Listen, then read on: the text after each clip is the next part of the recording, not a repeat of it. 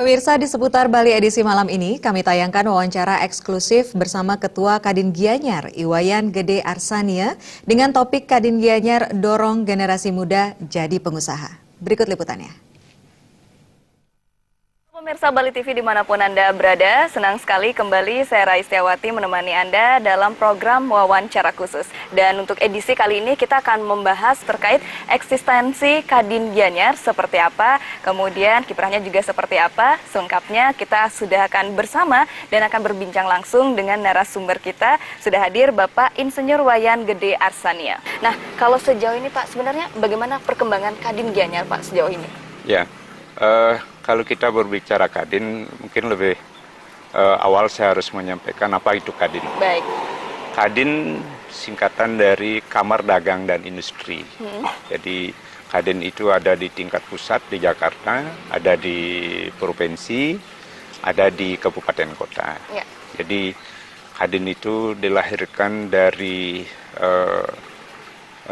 produk undang-undang oleh pemerintah, yaitu Undang-Undang Nomor 1 tahun 1987. Jadi yang bergerak di pengusaha yang ikut di Kadin ini terdiri dari pengusaha yang bergerak di bidang perdagangan, Ya. kemudian bergerak di bidang industri dan jasa. Baik. Dan yang tercakup usaha-usaha apa saja di sana, itu ada usaha swasta, BUMD, dan koperasi. Iya, baik. Nah, terlepas dari bahwa untuk di Kadin ini kan bergerak di bidang jasa, kemudian industri juga ya Pak ya, sebagai wadah komunikasi untuk para pengusaha juga. Ya. Nah, kalau untuk eksistensinya sendiri Kadin Gianyar ini seperti apa Pak? Ya, kalau kita berbicara tentang Kadin Gianyar, ya kami selaku ketua bersama pengurus yang lain berusaha untuk menjalankan amanah yang diamanatkan oleh Undang-Undang dari Nomor 1 tahun 87 tersebut, yaitu pertama kami memberikan suatu informasi kepada baik anggota maupun pihak-pihak terkait, wadah aspirasi dan lainnya.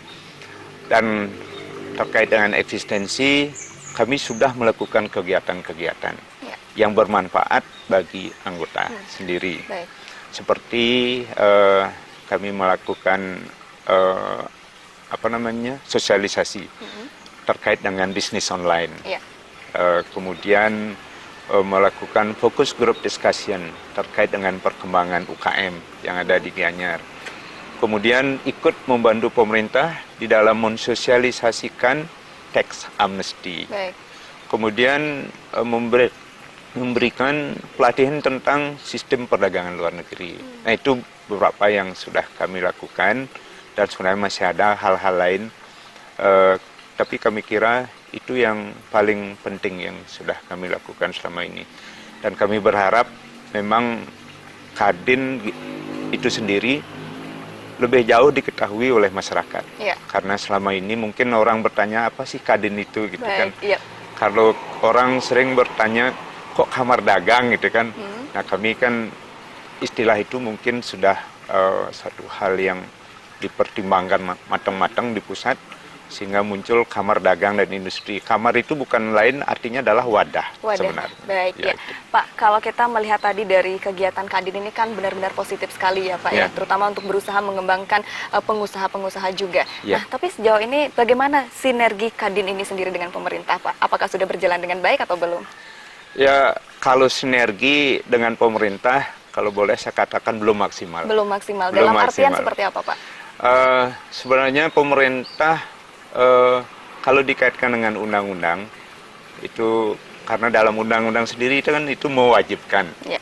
Jadi ini harusnya diterjemahkan oleh pemerintah sendiri, membantu Kadin di dalam hal ini, dalam hal rekrutmen anggota. Karena bila Kadin ini bisa misalnya merekrut hampir semua pengusaha yang terkait dengan bidang jasa, perdagangan dan industri menjadi dalam satu wadah di Kadin, ini akan merupakan suatu, Kadin ini akan merupakan suatu partner strategis daripada pemerintah. Kenapa demikian?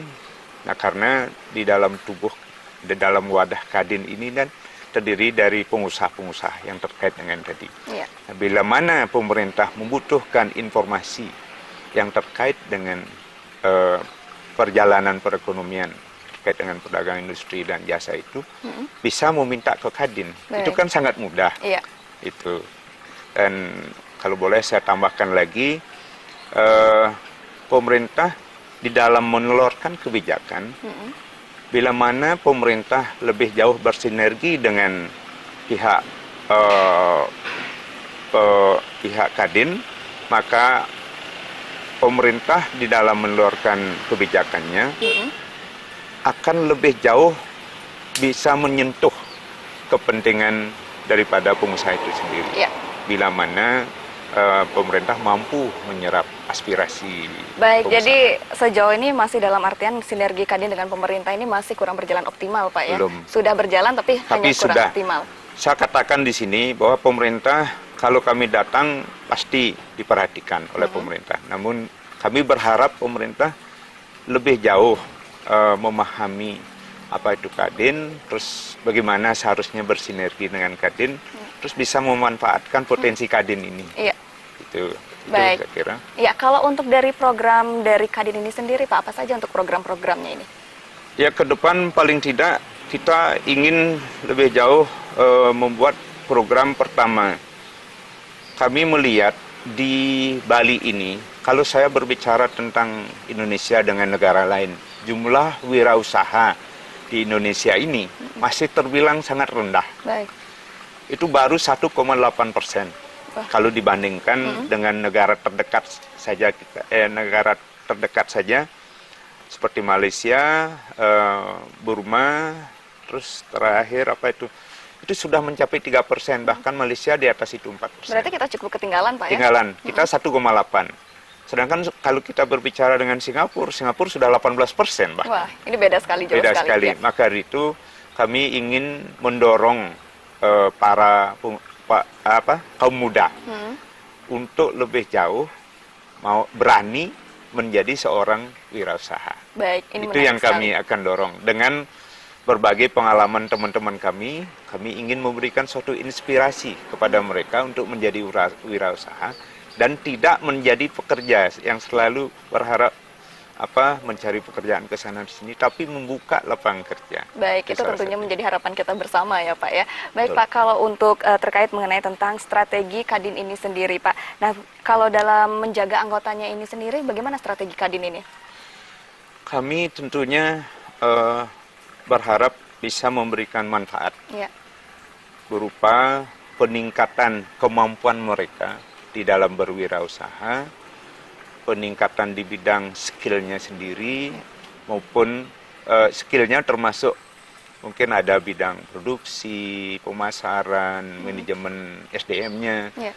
Itu yang kami tingkatkan. Kemudian terkait dengan globalisasi, kami ingin memberikan pengetahuan tentang persaingan global ini. Baik.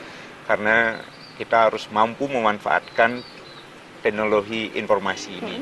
Itu kira-kira. Baik, luar biasa sekali ya. Baik Bapak, sebelum kita menutup wawancara ini Pak, apa harapan Bapak ke depannya untuk Kadin Gianyar ini Pak? Harapan kami itu pertama, masyarakat mulai penuh dengan kesadarannya sendiri yang bergerak di bidang jasa, dagang dan industri itu untuk bergabung di Kadin. Iya. Karena kenapa demikian?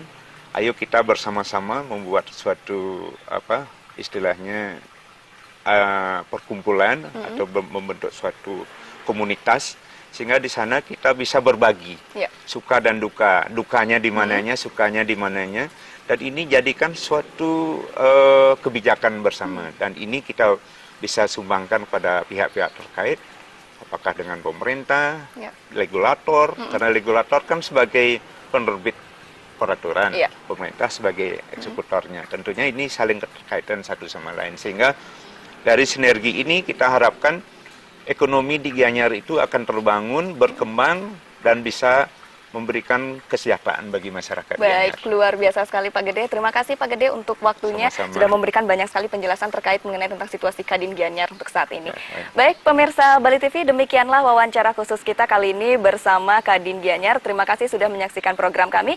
Akhir kata, saya Rai Setiawati beserta kru kerabat kerja Bali TV mohon pamit undur diri. Salam Indonesia.